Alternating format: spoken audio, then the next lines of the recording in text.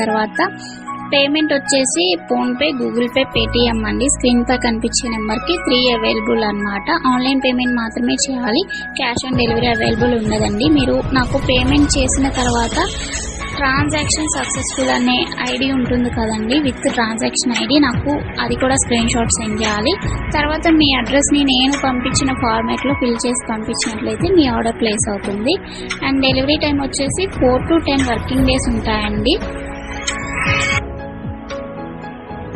Next మీరు పార్సల్ని receive చేసుకున్న తర్వాత అన్బాక్సింగ్ వీడియో కంపల్సరీగా సెండ్ చేయాలండి.